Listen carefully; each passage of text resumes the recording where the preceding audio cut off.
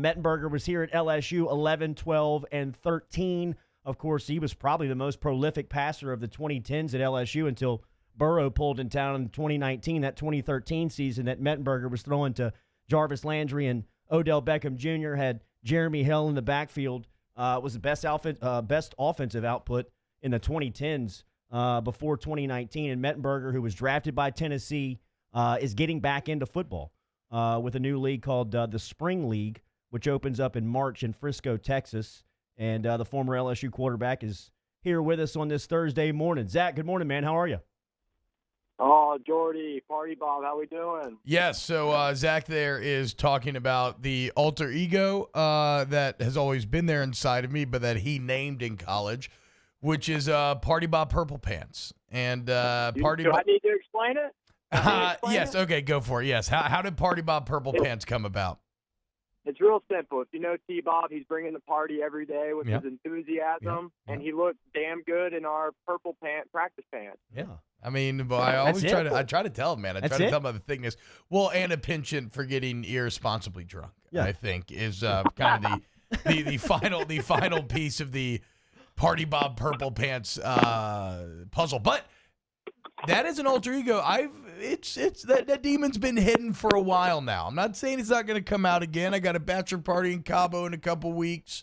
I got some other stuff coming up then. But no, Purple Pants is a father now, Zach. So.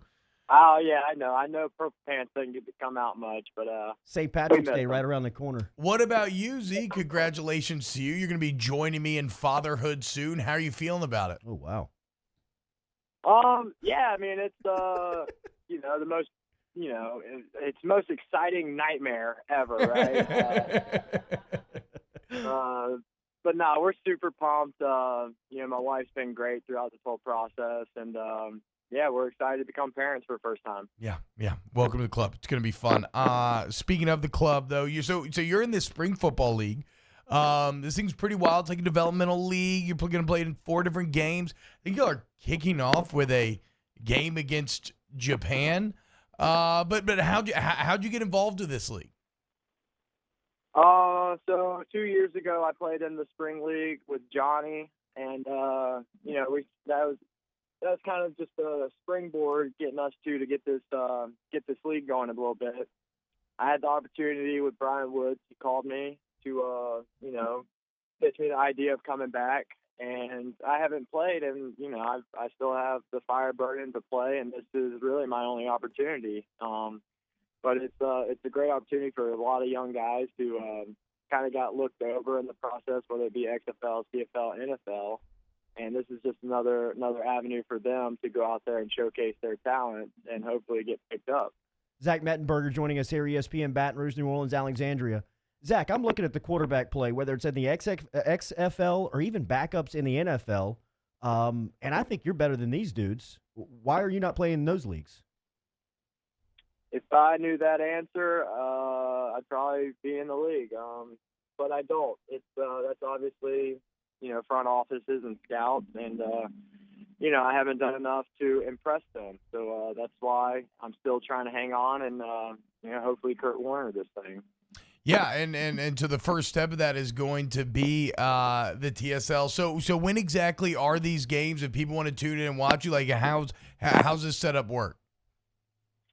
They're still working on TV rights for it to be broadcast. The Japan game, USA versus Japan in the Spring League, is March 1st. That one will be widely televised, obviously, with the market overseas in Japan.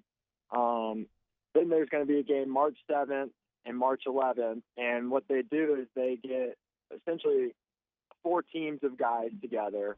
Last time it was North, South, East, and West. And you play, first game one weekend, and then you'll play another game the next weekend. Really just maximizes your exposure and gets you a bunch of tape out there. But at the same time, it's only a week to prepare for a game. And as you know, T-Bob, that's a tall order. Yeah, it's not a lot of time, especially for the quarterback position. But, man, look, we'll be watching.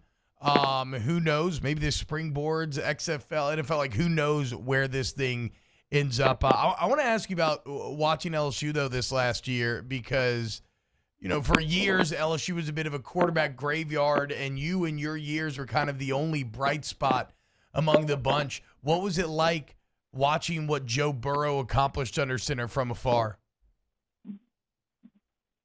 I mean, a lot of jealousy for sure. Yeah. Good. We're keeping it real.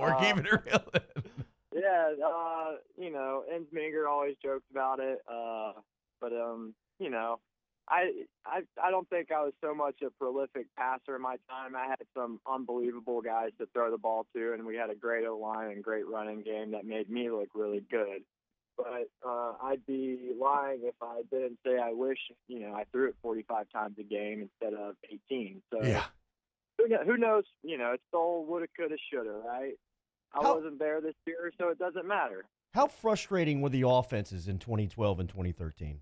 Really? I mean, like knowing the skill set that you had, knowing the skill level you had around you, how frustrating was it to be somebody in that offense? Because in watching it, it was frustrating as hell.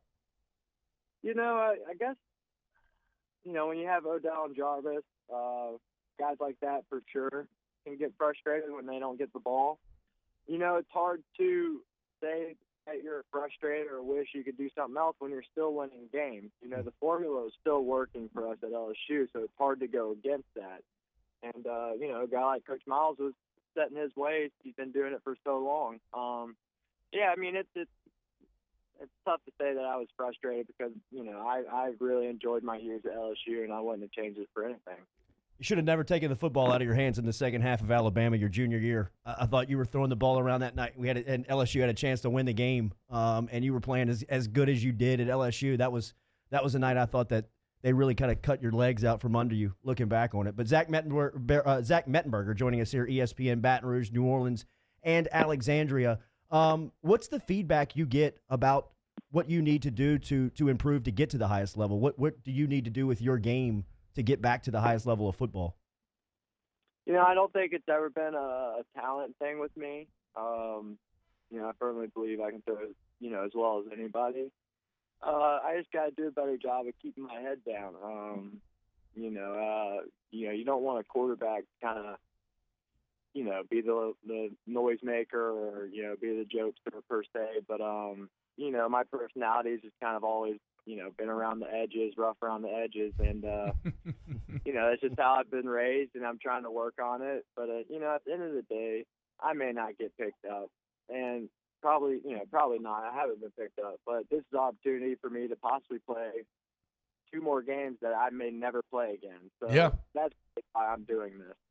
Hell yeah, man. I agree. I'm looking forward to it. I am Party Bob Purple Pants will be cheering for Zach to kick as much ass as possible. Hey, what's up? You going to make the Lake Bruin this year? Yes, I am. I'm getting a lot of crap from the group text. I've missed the last 2 guys' lake trips last 2 years. But even with a second child, I'm going to make it this year, Zach. So it's going to be fun. I'll see you there. All right, buddy. All right, bro. Good catching up, Zach. There's Zach Mettenberger joining us here on ESPN, Baton Rouge, New Orleans, and Alexandria.